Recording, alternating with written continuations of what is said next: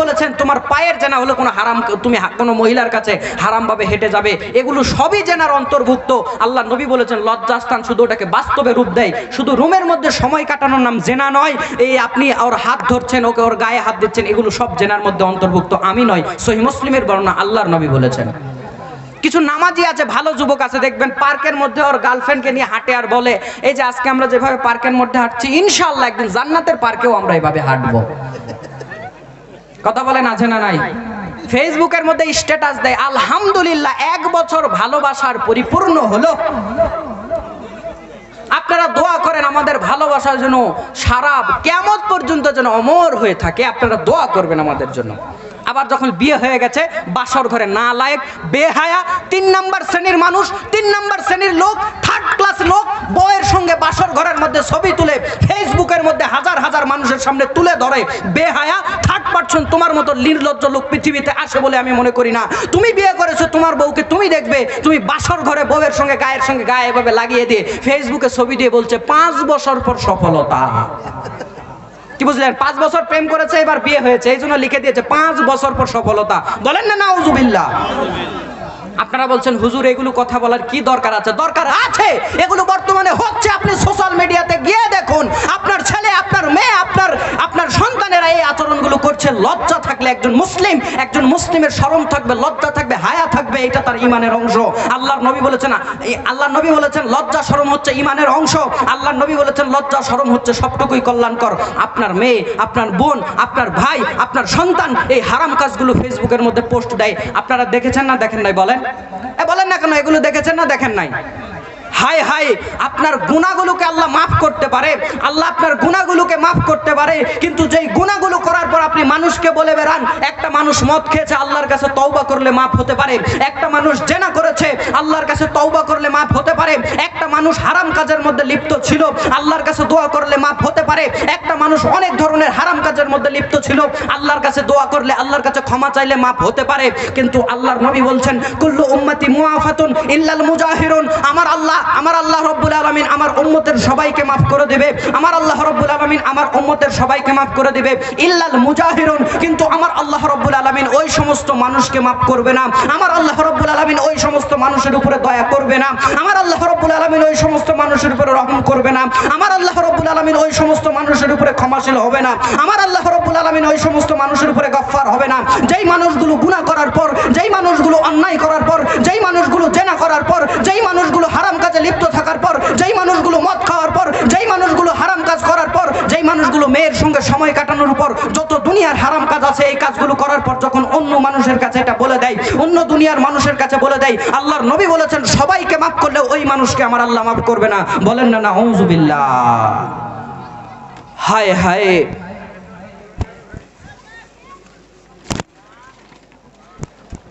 এগুলো কি আমার হাদিয়া থেকে কাটা যাবে নাকি?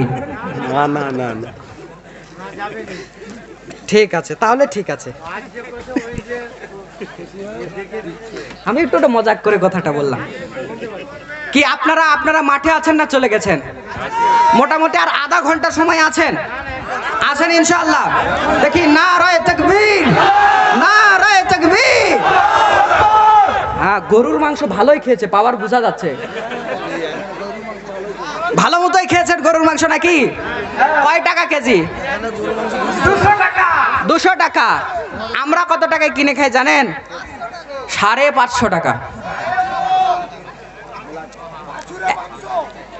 হ্যাঁ, গরুর মাংস 550।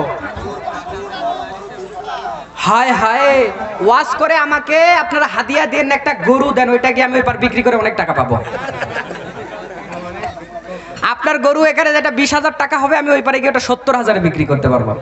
বলে লাভ হলো না? লাভ হলো না। এক কাজ করে একটা গরু ভালো করে দেখে শুনে একটা গোসল টোসল করে একটা গরু দিন, ওইটা আমি ওই পার বিক্রি করে হাদিয়া নেবো, টাকা দিতে হবে না। আমার ভাইরা বলছিলাম আপনি আল্লাহ রাব্বুল আলামিনের দিকে ফেরত আসুন। অন্যায় করার পর, হারাম কাজ করার পর, গুনাহ করার পর আল্লাহর কাছে ক্ষমা চান। দুনিয়ার মানুষের কাছে এটা বলা যাবে?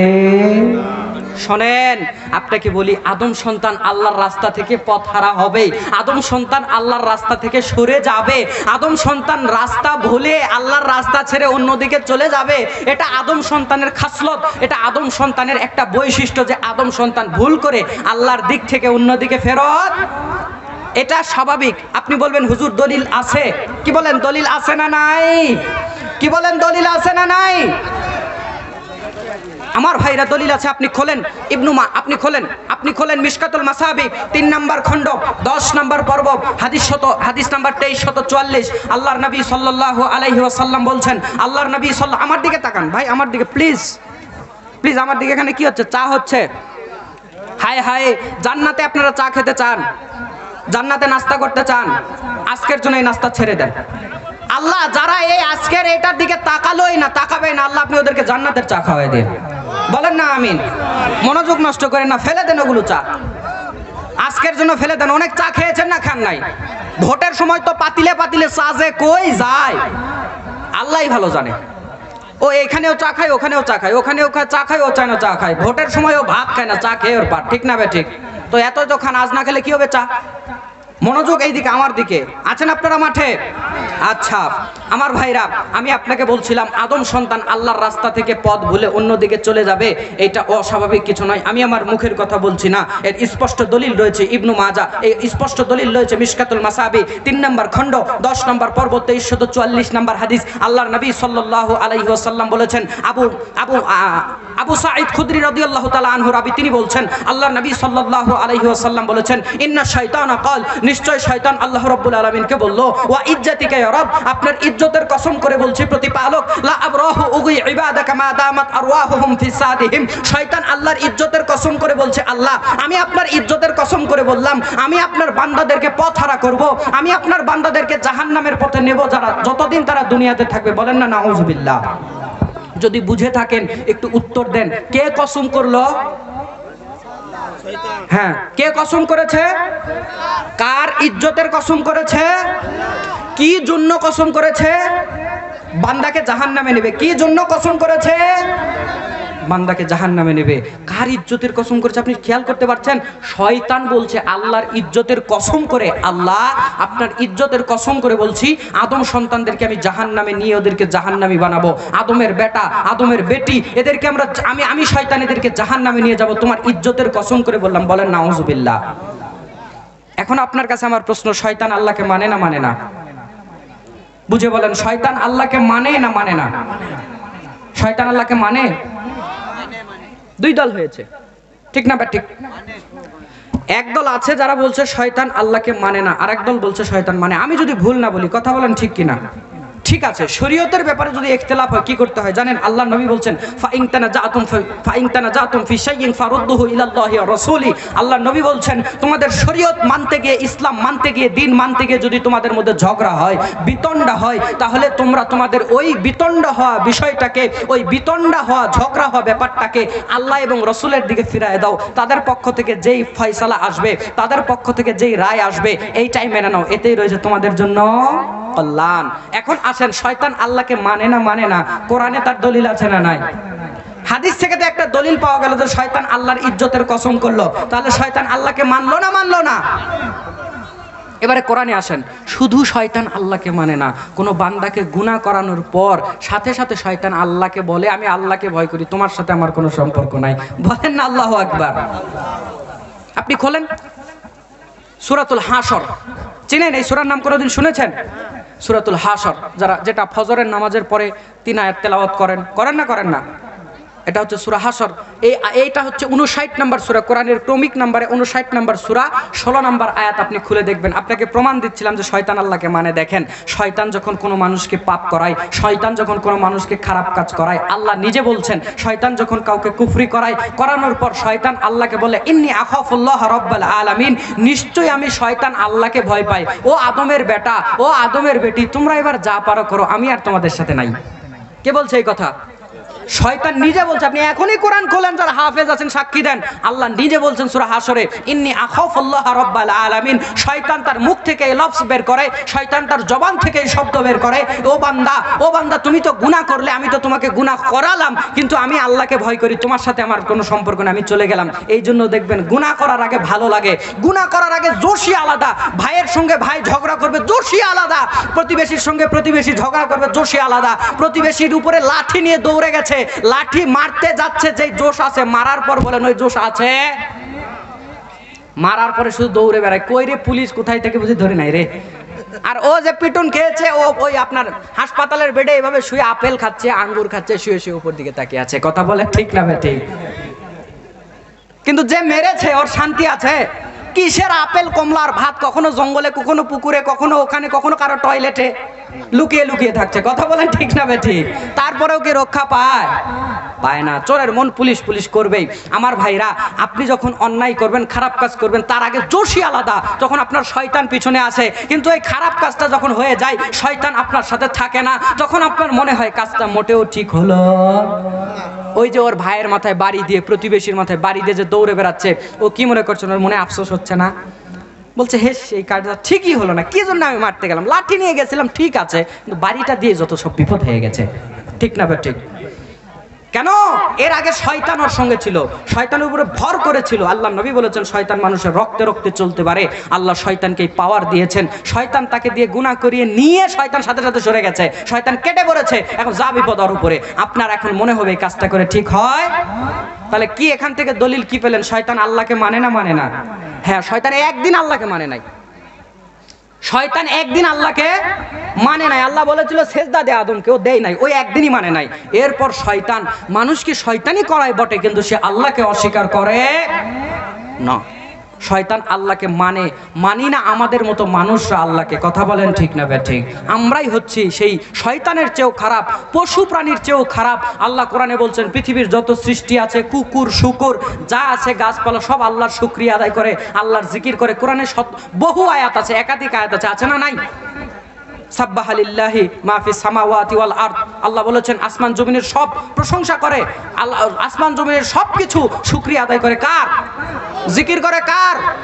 এরকম একটা দুইটা আয়াত নয়, বহু আয়াত আছে। কিন্তু আপনি আমি একমাত্র মানুষ যাদের ব্যাপারে আল্লাহ বলছেন ইন্নাল ইনসানা লিরাব্বিহি লাকানুদ। নিশ্চয় শয়তান তার রবের উপরে বড় অকৃতজ্ঞ, বলেন না নাউজ? নিশ্চয় মানুষ তার রবের উপরে অকৃতজ্ঞ, বলেন না নাউজুবিল্লাহ? আল্লাহ শয়তানকে বলেছেন তোমাদের প্রকাশ্য শত্রু। আল্লাহ কোরআনে বলেছেন শয়তান মানুষের প্রকাশ্য শত্রু, কিন্তু সবচেয়ে বেশি আল্লাহর সঙ্গে কুফরি করে, আল্লাহকে অমান্য করে। তাই সেই প্রাণীটার নাম জানি কি? শুনতে পারলাম না। সেই মানুষ, সেই প্রাণীর নামটা কি? আমার ভাইরা, মানুষ আল্লাহকে বড় অস্বীকার করে, অকৃতজ্ঞ মানুষ আল্লাহর উপরে। বলছিলাম শয়তানও আল্লাহকে মানে। এবার আলোচনাতে চলেন, যে কথা বলছিলাম, আদম সন্তান আল্লাহর রাস্তা থেকে পথ ভুলে সরে যাবে, এটা অস্বাভাবিক কিছু? আল্লাহ নবী সাল্লাল্লাহু আলাইহি ওয়াসাল্লাম বলছেন শয়তান যখন আল্লাহ রাব্বুল আলামিনের ইজ্জতের তিনটা কসম করে আল্লাহ রাব্বুল আলামিনের সঙ্গে চ্যালেঞ্জ ছুড়ে দিল। শয়তান, আপনারা মাঠে আছেন না বাড়িতে চলে গেছেন? মাঠে আছেন না ঘুমিয়ে গেছেন? লিল্লাহি তাকবীর, নারায়ে তাকবীর। শয়তান যখন আল্লাহ রাব্বুল আলামিনের ইজ্জতের কসম করে মানব সন্তানের পিছনে লেগেছে, আল্লাহকে যখন শয়তান বলে দিয়েছে ও আল্লাহ আপনার বান্দাগুলোকে আমি শয়তান জাহান্নামের পথে নিয়ে যাব, আল্লাহর সহ্য হলো না। আল্লাহ কথাটাকে গ্রহণ করলেন না, আল্লাহর সাথে সাথে জবাব দিয়ে দিলেন। হাদিসের পরের অংশ আল্লাহ নবী বলছেন শয়তান যখন একটা কসম করে আল্লাহকে বলল, আল্লাহ আপনার শয়তান যখন আল্লাহর কসম করে বলল আল্লাহ আপনার বান্দাগুলোকে আমি জাহান্নামের পথে নিয়ে যাব, এদেরকে ধ্বংস করে দেব, আমার আল্লাহর সহ্য হলো না। আমার আল্লাহ রাব্বুল আলামিন একটা কসমের বিপরীতে আল্লাহ তিনটা কসম করে বললেন, ওয়া ইজ্জতি ওয়া জালালি ওয়া ইরতিফাই মা কানা লাযালুহু আগফিরু লাহুম মাস্তাগফিরুনি। শয়তান যখন আল্লাহর ইজ্জতের একটা কসম করে এত বড় কথা বলে দিয়েছে জাহান্নামে নেবে, আল্লাহ ডাক দিয়ে বলছে আদমের সন্তানেরা, ও আদমের বেটারা, আদমের বেটিরা, দুনিয়ার মানুষেরা, তোমরা ভয় পেও না। শয়তান একটা কসম করে বলেছে তোমাদেরকে জাহান্নামের পথে নিয়ে যাবে। আমি আল্লাহ রাব্বুল আলামিন আমার ইজ্জতের তিনটা কসম করলাম, আমার ইজ্জতের কসম করলাম, আমার জালালিয়তের কসম করলাম, আমার সুউচ্চ অবস্থানের কসম করে বললাম, ও আদমের সন্তানেরা, আদমের বেটারা, আদমের বেটিরা, শয়তান তোমাদেরকে যতই পথ ভুলিয়ে আমার পথ থেকে সরে নিয়ে যাক, তোমরা যদি ফেরত এসে আমার কাছে ক্ষমা চাও, আমি আল্লাহ রাব্বুল আলামিন তোমাদেরকে ক্ষমা করে দিয়ে রহমতের কোলে তুলে নিতে দেরি করব না। বলেন সুবহানাল্লাহ।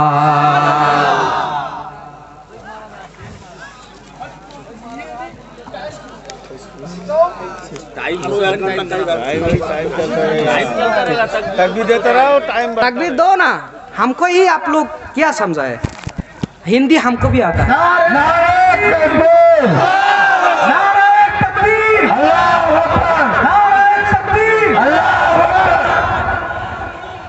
ठीक है ठीक है ठीक है, हिंदी हमको भी आती है, आता है, आती नहीं, ये थोड़ा कंफ्यूजन होता है, परंतु हिंदी हमको भी आता है, आती है नहीं, ये हमको गुमराह कर रहा है।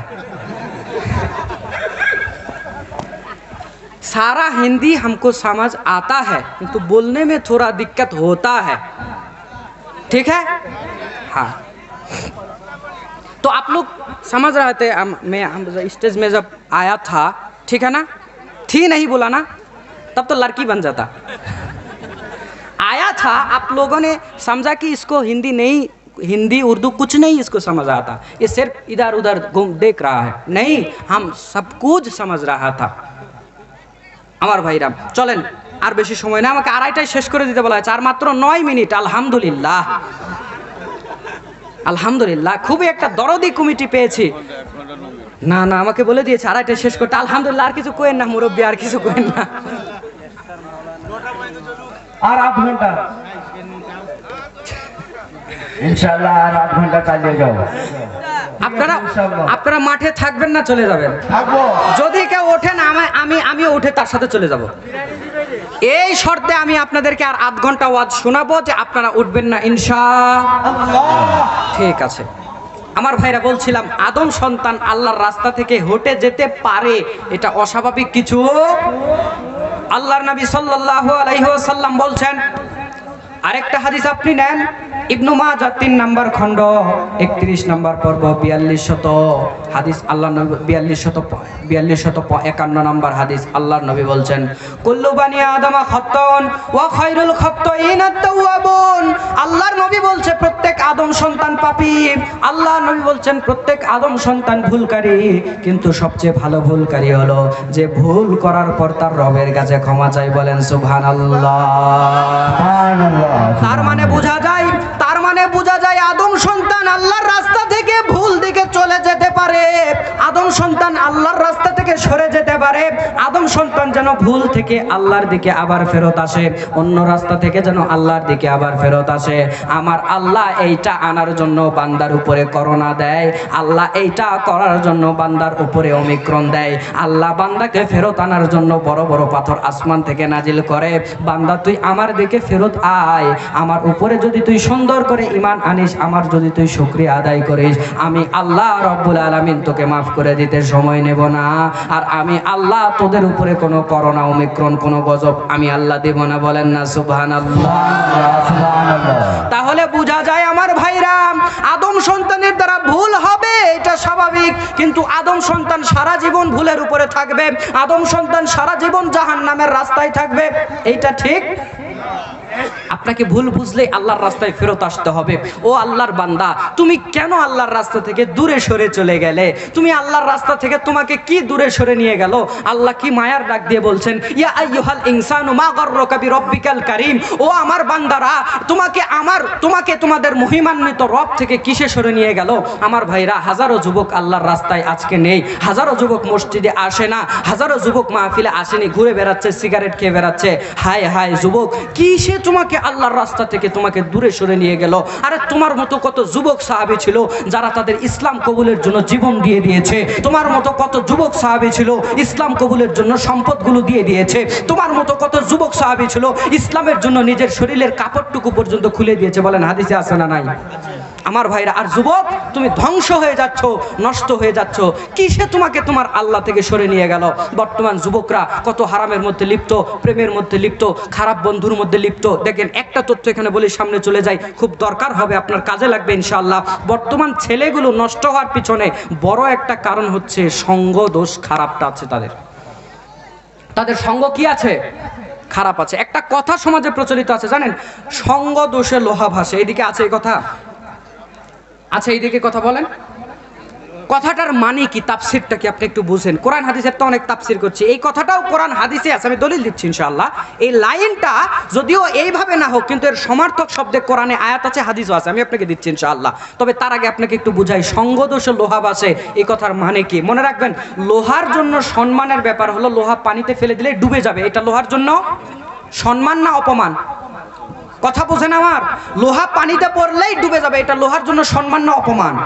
কিন্তু যেই লোহা পানিতে পড়েও ডুবে না, ভেসে বেড়ায়, ওকে আপনি কি বলবেন? বলবেন এটা লোহার জাতি না রে, পানিতে পড়ে ভাসছে, এটা লোহার জাতি না, ঠিক না বে ঠিক? কিন্তু যেই লোহা ডুবে যাবে বলবেন জাতের লোহা আছে, 1 নাম্বার লোহা আছে, ঠিক না বে ঠিক? কিন্তু এই 1 নাম্বার লোহা যেটা পানিতে পড়লেই ডুবে যাবে, এই লোহাকে একটা কাঠের সঙ্গে পেরেক মেরে পানিতে ভেসে দেন, এবার বলেন লোহা ভাসবে না ডুববে? এটা লোহার জন্য অপমানের না সম্মানের? লোহা ডুবে যাওয়ার কথা, কাঠের সঙ্গে ভাসছে, অপমানের না সম্মানের? অপমানের।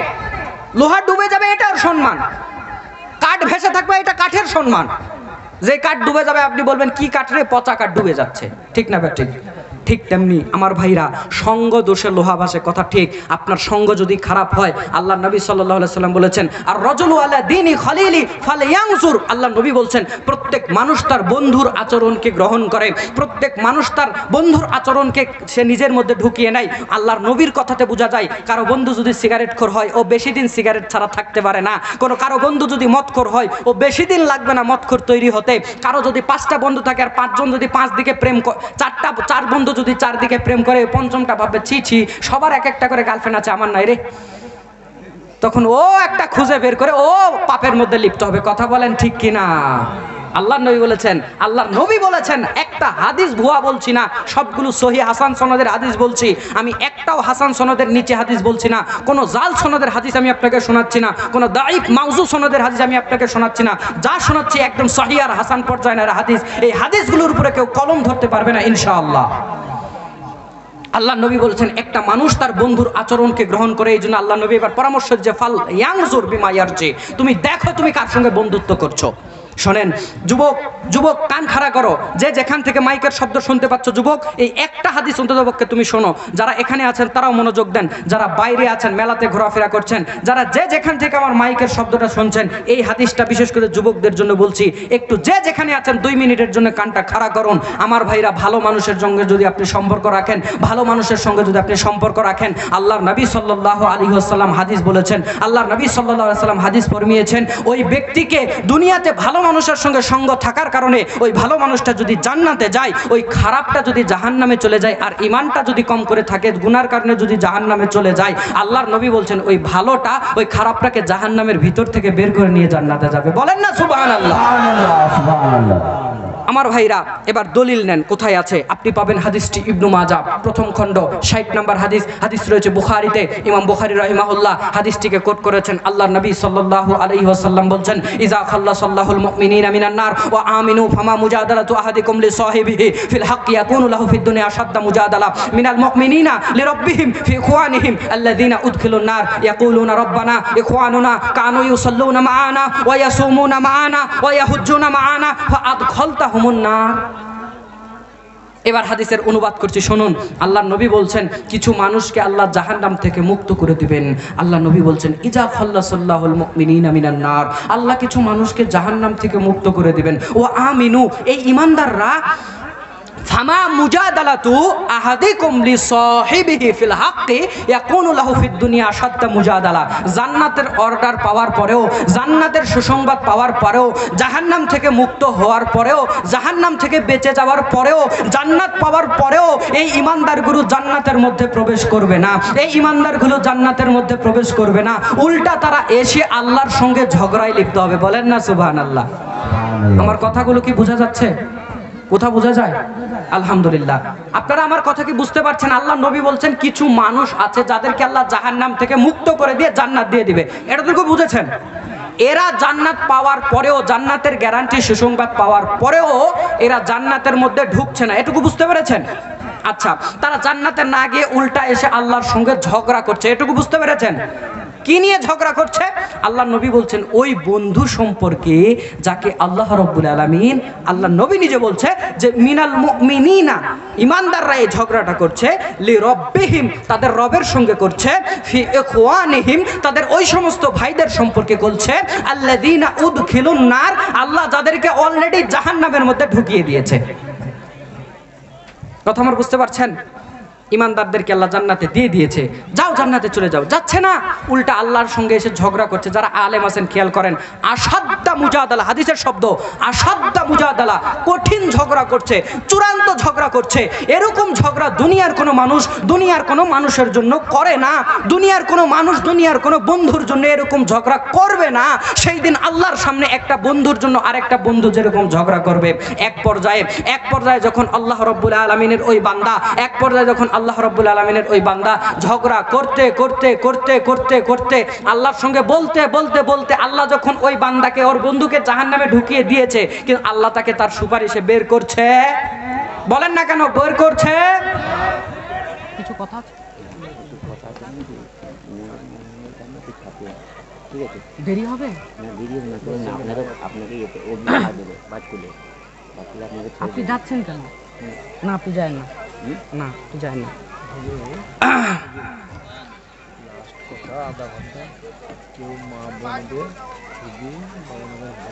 ঠিক আছে ঠিক আছে ঠিক আছে, করে দিচ্ছি। আমার ভাইরা বলছিলাম, আল্লাহর নবী সাল্লাল্লাহু আলাইহি ওয়াসাল্লাম বলছেন, আপনারা অন্য গাড়ি অ্যারেঞ্জ করেন, ওনাকে দিয়েন না। আল্লাহর নবী সাল্লাল্লাহু আলাইহি ওয়াসাল্লাম বলেছেন ওই বান্দাকে আল্লাহ রাব্বুল আলামিন যখন জাহান্নাম থেকে মুক্ত করে দিবেন, ওই যে পরিচিত ওই ভাই বন্ধুটা জাহান্নামে এখনো ঢোকেনি, আমার কথা কি বোঝা যাচ্ছে? ও জাহান্নামে যায়নি কিন্তু ওর বন্ধু জাহান্নামে গেছে, তখন সে ফেরত এসে আল্লাহ রাব্বুল আলামিনের কাছে বলছে, সে তখন ফেরত এসে আল্লাহ রাব্বুল আলামিনের কাছে বলছে, ইয়াকুলুনা, জমার সিগা রয়েছে, এরকম একজন দুইজন পরকালে থাকবে না, বহু বন্ধু থাকবে, বহু পরিচিত লোক থাকবে যারা তাদের আল্লাহর কাছে এসে তাদের বন্ধুদের জন্য সুপারিশ করবে, কিন্তু আল্লাহ সুপারিশ গ্রহণ করছে।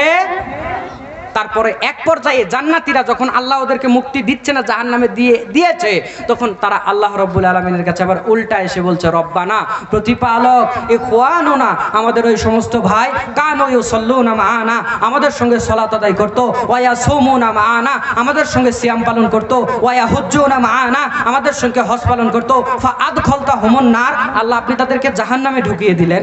বলেন না সুবহানাল্লাহ। এই জান্নাতীরা জান্নাতে যাবে না, আল্লাহ হুকুম দিয়ে দিয়েছে, উল্টা দিকে এসেছে ওই বন্ধুকে বাঁচানোর জন্য যাকে আল্লাহ জাহান্নামে ঢুকিয়ে অলরেডি দিয়েছে। আল্লাহর বান্দা তখন আল্লাহ রাব্বুল আলামিনের কাছে যখন এই যুক্তিগুলো দেবে, তখন আল্লাহ রাব্বুল আলামিন এক পর্যায়ে বলবেন, ইজহাবু, ও জান্নাতীরা যাও, ফা আখরিজু, জাহান্নামের মধ্যে তোমরা যাও, তা তোমাদের যাদের পরিচিত আছে জাহান্নামের মধ্যে, ফা আখরিজু, বের করে আনো, মান আরাফতুম মিনহুম, জাহান্নামের মধ্যে তোমরা যাদেরকে চিনতে পারছো, তোমাদের ভাই বন্ধু। ও জান্নাতীরা, আমি আল্লাহ তোমাদেরকে পাওয়ার দিলাম, তোমাদেরকে ক্ষমতা দিলাম, আমি আল্লাহ রাব্বুল আলামিন তোমাদেরকে পাওয়ার দিলাম, ক্ষমতা দিলাম, ওদেরকে জাহান্নাম থেকে বের করে আনো। বলেন না সুবহানাল্লাহ। নারে তাকবীর, আল্লাহু আকবার, নারে তাকবীর, মাওলানা কারি আব্দুল মুক্তাদির রহমান সাহেব জিন্দাবাদ। আমার ভাইরা, আমার বন্ধুগণ, এক পর্যায়ে যখন তাদের আল্লাহ রাব্বুল আলামিন এইভাবে তারা যখন আল্লাহ হুকুম দিয়ে দিবেন, আল্লাহর নবী বলছেন তারা জাহান্নামের মধ্যে যাবে, আর তাদের ওই পরিচিত বন্ধুগুলোকে জাহান্নাম থেকে বের করে নিয়ে এসে আল্লাহকে বলবে ফায়াকুলুনা রব্বানা, রব্বানা, প্রতিপালক, আমরা আখরজনা, বের করে এনেছি, আপনি যাদের মানকদ আমার তানা, আপনি যাদেরকে আদেশ দিয়েছিলেন প্রতিপালক, তাদেরকে জাহান্নাম থেকে বের করে এনেছি। বলেন না সুবহানাল্লাহ। দেখেছেন, ভালো বন্ধু পরকালেও ভুলে নাই, ভালো বন্ধু পরকালেও ভুলে নাই। ওই বন্ধু আপনি জাহান্নামে গেছেন, সহ্য করতে পারছে না, জাহান্নাম থেকে বের করে নিয়ে আপনাকে জান্নাতে চলে গেছে। ভালোদের সঙ্গে সম্পর্ক রাখবেন না রাখবেন না? বলেন না রাখবেন না রাখবেন না? আমার ভাইরা বলছিলাম আদম সন্তান আল্লাহর রাস্তা থেকে ভুল দিকে চলে যেতেই পারে, কিন্তু আল্লাহর রাস্তায় ফেরত আসো। ও মানুষ, ও যুবক, গুনাহ ছেড়ে দাও, আল্লাহর দিকে ফেরত আসো। তুমি যদি আল্লাহ রাব্বুল আলামিনের দিকে ফেরত আসো, আল্লাহ তার রহমতের চাদরে তোমাকে জড়িয়ে নিতে দেরি করবে। হাদিসটি পাবেন মিশকাতুল মাসাবিব 3 নম্বর খণ্ড 10 নম্বর পর্ব 2326 নম্বর হাদিস। আল্লাহর নবী সাল্লাল্লাহু আলাইহি ওয়াসাল্লাম বলছেন, হাদিসে কুদসি আল্লাহ রাব্বুল আলামিন নিজে বলেছেন, ইয়া ইবাদি ইন্নাকুম তুখতিউনা বিল-লাইলি ওয়ান-নাহার। ও আমার ইবাদতকারী বান্দা, ও আমার ইবাদতকারী বান্দা, ইন্নাকুম তুখতিউনা বিল-লাইলি ওয়ান-নাহার। তুমি রাত দিন গুনাহ করতে থাকো, রাত দিন পাপ করতে থাকো। ওয়া আনা আগফিরুস যুনুবা জামিআ। আর আমি তো তোমাদের ওই আল্লাহ, যে আল্লাহ তোমাদের সব পাপগুলোকে মাফ করে দেয়। ফাস্তাগফিরুনি আগফির লাকুম। ও দুনিয়ার বান্দারা, তোমরা আমার কাছে ক্ষমা চাও, আমি আল্লাহ রাব্বুল আলামিন তোমাদেরকে ক্ষমা করে দিয়ে আমার রহমতের চাদরের সাথে সাথে তুলে নিব। বলেন না সুবহানাল্লাহ। আমার ভাইরা, এরকম একটা দুইটা বর্ণনা নয়, বহু বর্ণনা পাওয়া যায়। সহিহ মুসলিমের একটি বর্ণনা আপনার সামনে আমি উল্লেখ করি, শুনুন। আল্লাহর নবী সাল্লাল্লাহু আলাইহি ওয়াসাল্লাম বর্ণনা করছেন, হাদিসটি পাবেন সহিহ মুসলিম 6 নম্বর খণ্ড 6734 নম্বর হাদিস। আল্লাহর নবী সাল্লাল্লাহু আলাইহি ওয়াসাল্লাম বলছেন, ইন্নাল্লাহা আযজা ওয়া জাল্লা ইয়াবসুতু ইয়াদাহু বিল-লাইলি লিয়াতুবা মুহসিউন নাহার ওয়া ইয়াবসুতু ইয়াদাহু বিন-নাহারি লিয়াতুবা মুহসিউল লাইল হাত্তা তাতলু আশ-শামসু মিন মাগরিবিহা। আল্লাহর নবী সাল্লাল্লাহু আলাইহি ওয়াসাল্লাম বলছেন, দুনিয়ার মানুষ, আমার আল্লাহ রাব্বুল আলামিন তোমাদের জন্য ফরমিয়েছেন, আমার আল্লাহ রাব্বুল আলামিন রাতের বেলা তার দয়ার হাতটা প্রসারিত করে রাখেন। দিনের বেলা পথ ভোলা, অন্যায় করা, পাপ করা বান্দাগুলো যেন রাতের বেলা আল্লাহ রাব্বুল আলামিনের কাছে ক্ষমা চাই। বলেন না সুবহানাল্লাহ। ওয়া ইয়াবসুতু ইয়াদাহু বিন-নাহারি লিয়াতুবা মুহসিউল লাইল।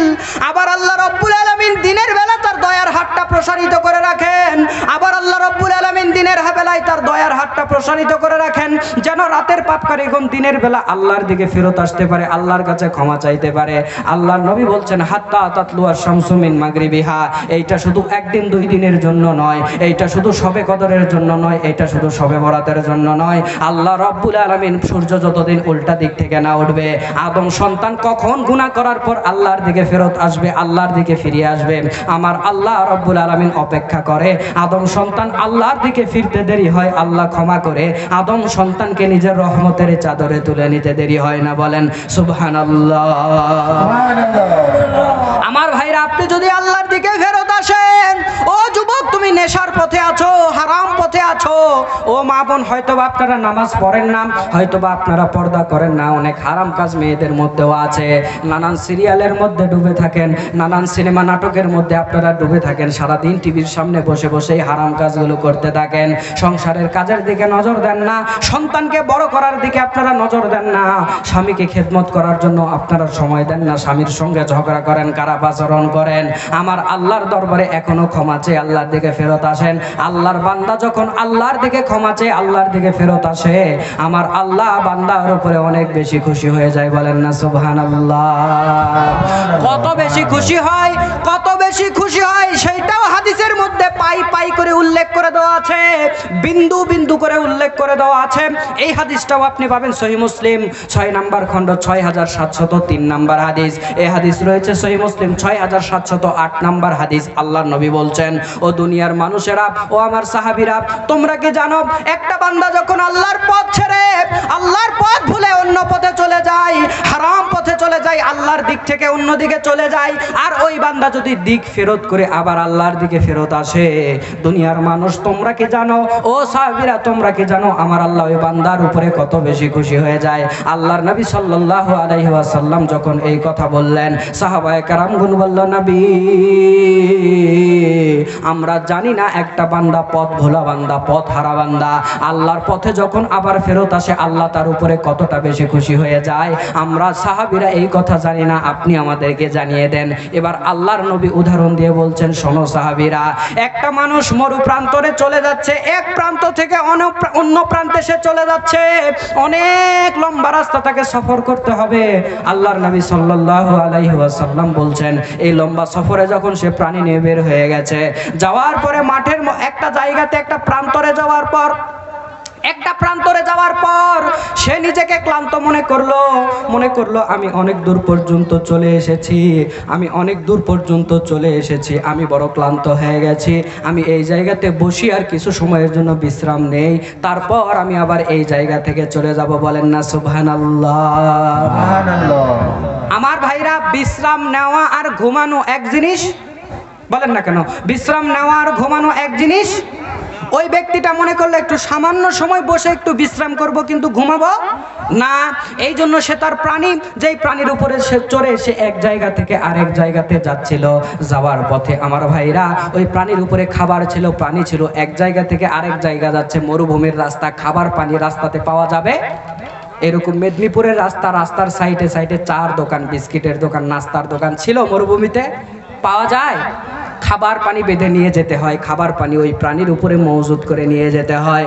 কিন্তু ওই বান্দাটা যখন একটু বিশ্রাম করার জন্য বসে গেছে, তার বিশ্রাম করার জন্য বসে যেতেই তার ক্লান্ত শরীর, পরিশ্রান্ত শরীর, সফরের শরীর বড় ক্লান্ত হয়ে গেছে, তার চোখটা লেগে গেছে, সে কিছুক্ষণ ঘুমিয়ে পড়লো। ঘুম থেকে ওঠার পর দেখলো তার সামনে যে প্রাণীটা সে রেখেছিল খাবার পানি সহ, ওই খাবারও নাই, প্রাণীও নাই, উটটাও তার সামনে নাই। এখন বলেন লোকটা টেনশনের মধ্যে, চিন্তার মধ্যে কম পড়বে না বেশি পড়ে যাবে?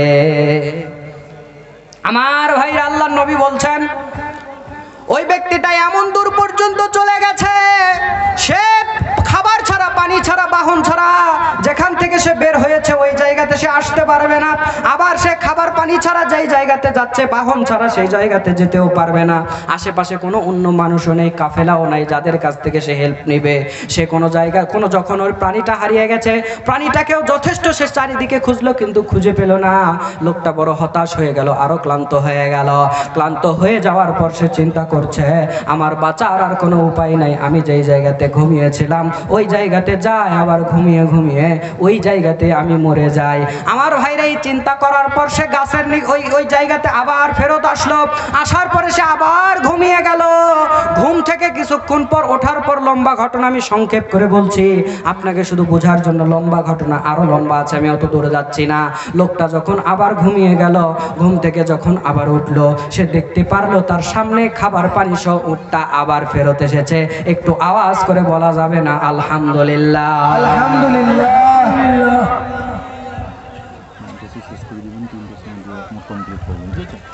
আমার ভাইরা, আমার বন্ধুগণ, লোকটা যখন তার খাবার পানি ফেরত পেল, এখন বলেন লোকটা খুশি কম না বেশি?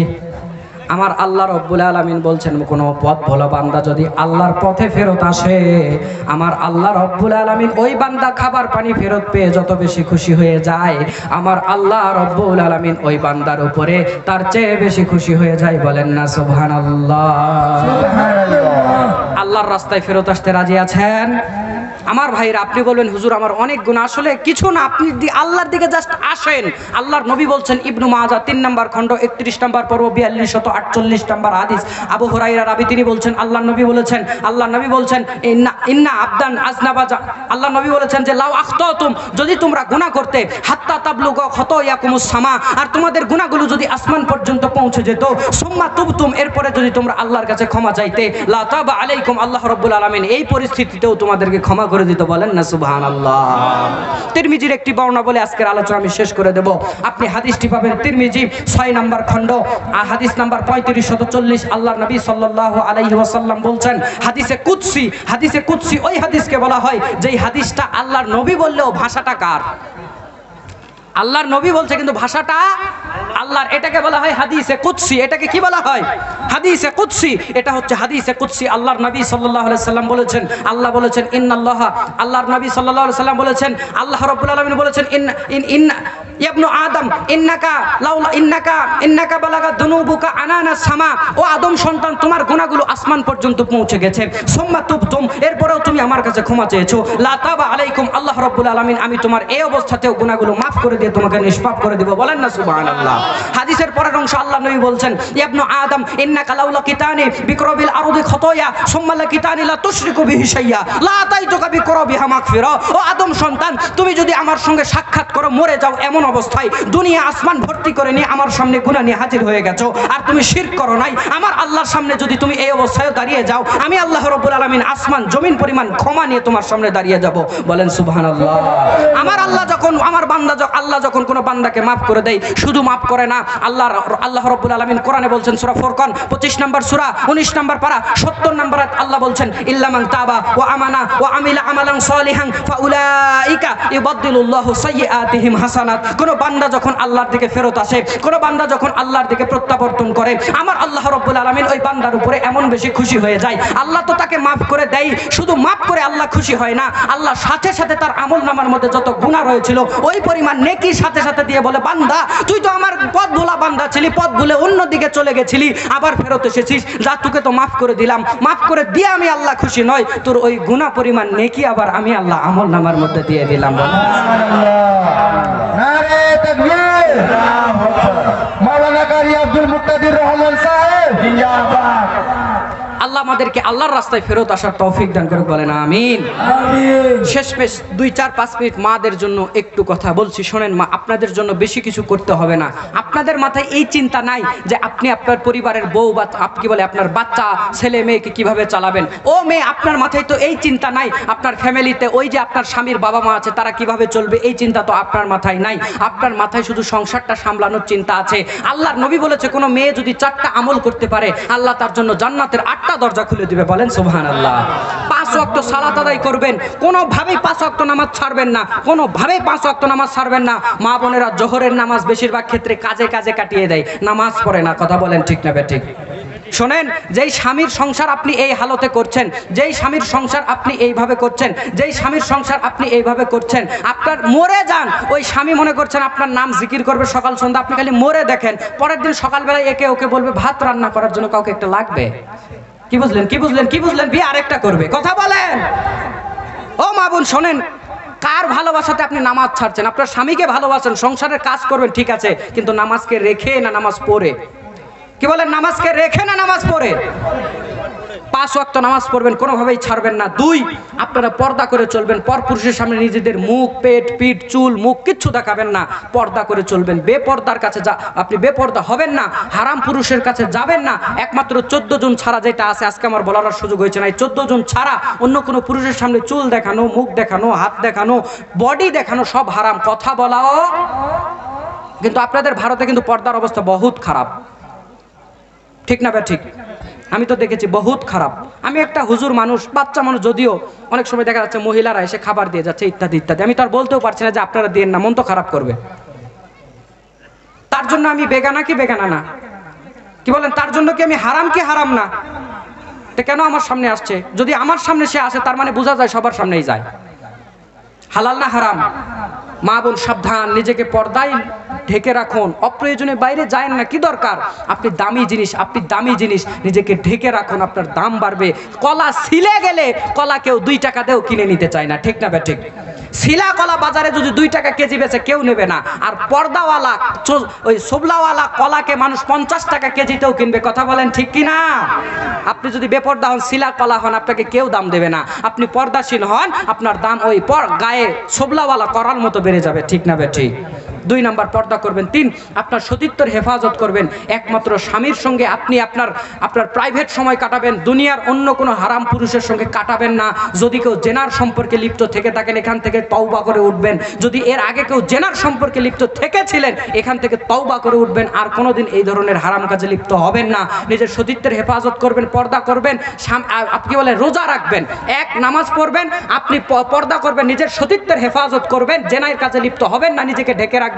3 নম্বরে আপনি সিয়াম পালন করবেন, ফরজ সিয়ামটা 1 মাসের সিয়াম পালন করবেন। এই ব্যাপারে মা বোনেরা আলহামদুলিল্লাহ এগিয়ে আছে। কথা বলেন, সিয়াম পালন করবেন। আর 4র্থ, স্বামীকে সন্তুষ্ট করবেন, স্বামীকে সন্তুষ্ট করার চেষ্টা করুন। এই 4টা কাজ করলে মহিলারা জান্নাতের 8টা দরজা দিয়ে যেতে পারবে। বলেন না সুবহানাল্লাহ। লাস্ট কথা তার 2 মিনিট না বললেই নয়, সেটা হলো যখনই একটা মহিলাকে স্বামীর খেদমত করতে বলা হয়, ওই মহিলা আপনাকে মুখের উপরে বলে দিবে, আমার স্বামী এই এলাকার মধ্যে, ভারতের মধ্যে, মেদিনীপুরের মধ্যে এর চাইতে খারাপ মানুষ আর একটাও হয় না। কথা বলেন ঠিক না ঠিক? প্রথম কথা এটা হবে। শোনেন মা, শোনেন বোন, এইটা বলে আপনি রক্ষা পাবেন না, এইটা বলে আপনি পরকালে রক্ষা পাবেন না। শোনেন, পরীক্ষার হলে সব সময় প্রশ্ন সহজ হয় না, কঠিনও হতে পারে? কঠিন হতে পারে না? তো পরীক্ষার হলে যখন প্রশ্ন কঠিন হয়, স্বামী তো একটা মহিলার জন্য একটা প্রশ্ন, আল্লাহর পক্ষ থেকে একটা প্রশ্ন। এটাকে আপনাকে, এই যে বললাম আল্লাহর পক্ষ থেকে আপনাকে 4টা কাজ দেওয়া হয়েছে, স্বামীর খেদমত, স্বামীকে সন্তুষ্ট করে, এটাও আপনার একটা দায়িত্ব, এটা আপনার একটা প্রশ্ন। দেখেন পরীক্ষার হলে যেরকম প্রশ্ন সব সময় সহজ হয় না। আমি জানি কিছু লোকের স্বামী আছে ভালো বোকা শোকা, স্বামী বোকা হলেই মেয়ের শান্তি আছে, চালাক স্বামী হলে ওর কপালে দুঃখ আছে। বোকা শোকা দেখে বিয়ে করেন, শোনেন বোকা দেখে অপেক্ষা করেন না, যারা বোকাকে বিয়ে করেছে গিয়ে দেখেন ওরই শান্তি আলাদা, যা বলে তাই শোনে, বসতে বললে বসে, উঠতে বললে ওঠে, ও আর উপরে কোনো কথা কয় না, ঠিক না বে ঠিক? চালাক চতুর স্মার্ট হ্যান্ডসাম উকিল ব্যারিস্টার মুক্তার ডাক্তার সেগুলো দেখে বিয়ে করেছেন, এখন তো আপনাকে জ্বালা সামলাতে হবে। মোবাইলে যদি ব্যাটারি লো লেখা ওঠেও তো বলবে বিউটিফুল, কে তোমাকে SMS দিয়েছে, সন্দেহ সব সময়, ঠিক না বে ঠিক?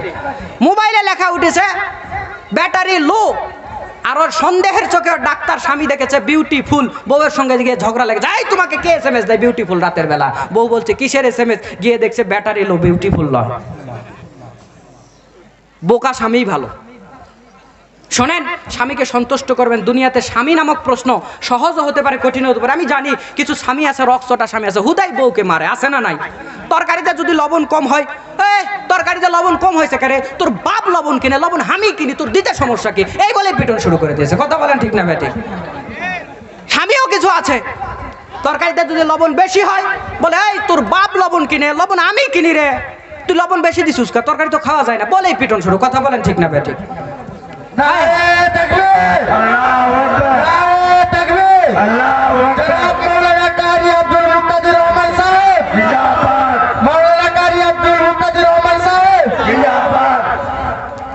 শোনেন, স্বামীদেরও দোষ আছে। আল্লাহ কোরআনে বলছেন ও আশিরুহুন্না বিল মারুফ, ও দুনিয়ার পুরুষেরা, ও দুনিয়ার নারীরা, তোমাদের বৈবাহিক জীবনকে তোমরা সর্বোত্তম ভাবে পার করো। স্বামী ও স্ত্রীর উপরে ভালো আচরণ করবেন, মারধর তাদেরকে করবেন না। শোনেন, স্ত্রী আপনার বউ, এটা মারার জিনিস নয়, এটা ভালোবাসার জিনিস, আদরের জিনিস, যত্ন করে রাখার জিনিস। আল্লাহর নবী তো বলেছে তারা বাঁকা হাড় থেকে তৈরি, তাদের আচরণ একটু বাঁকা হবে, স্বভাব একটু বাঁকা হবে, আপনাকে একটু মেনে নিতে হবে। বুঝতে পেরেছেন কিনা? তো এইভাবে সংসারে আপনারা ঝগড়া করবেন না। মা বোনেরা, স্বামী যদি একটু রাগিত হয়, খারাপ হয়, চেষ্টা করুন তার মনটাকে একটু জোগানোর জন্য। আল্লাহ তৌফিক দান করুন, বলেন আমিন। আমি আর কথাকে লম্বা করবো না, আমাকে শেষ করতে বলা হয়েছে। আমি শুকরিয়া জানাচ্ছি, তারপরেও শুকরিয়া জানিয়ে কি হবে, ওই 2 ঘন্টায় বলে নিলেন আপনারা। সব জায়গাতে একই অবস্থা। আমি আপনাদের কাছে এবার দোয়া চাই যে ছোট্ট মানুষ ভাই, আমার বয়স বেশি না, মাত্র 20 বছর রানিং চলছে। আমি কিন্তু অত বড় আলেমও না, কিছু না, আমি এলমের বাহাদুরিও করি না। আল্লাহ দয়া করে দেশ বিদেশে ঘুরাই। আল্লাহ বছরে আপনাদের ভারতে আমি একবার করে আসি, আলহামদুলিল্লাহ। প্রোগ্রাম করে করে 10টা 15টা 12টা যে কটায় প্রোগ্রাম পরে করে বের হয়ে চলে যাই। আমার ভাইরা একের পর এক প্রোগ্রাম চলছে। আল্লাহর কাছে দোয়া করবেন আমি যেন প্রোগ্রামগুলো সুস্থভাবে করে আমার মা বাবার কোলে আবার আমি ফেরত যেতে পারি, বলেন না আমিন।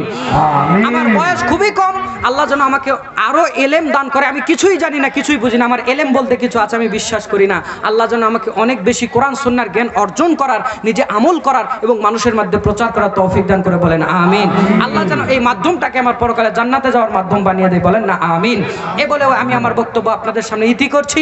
আল্লাহ বাঁচিয়ে রাখলে আবার কোনোদিন কোনো সময় দেখা হবে ইনশাআল্লাহ। আল্লাহ আমাদের সবাইকে ভালো রাখুক, ইমানের উপরে রাখুক। এ বলে আমি আমার বক্তব্য ইতি করছি। আসসালামু আলাইকুম ওয়া রাহমাতুল্লাহি ওয়া বারাকাতুহু।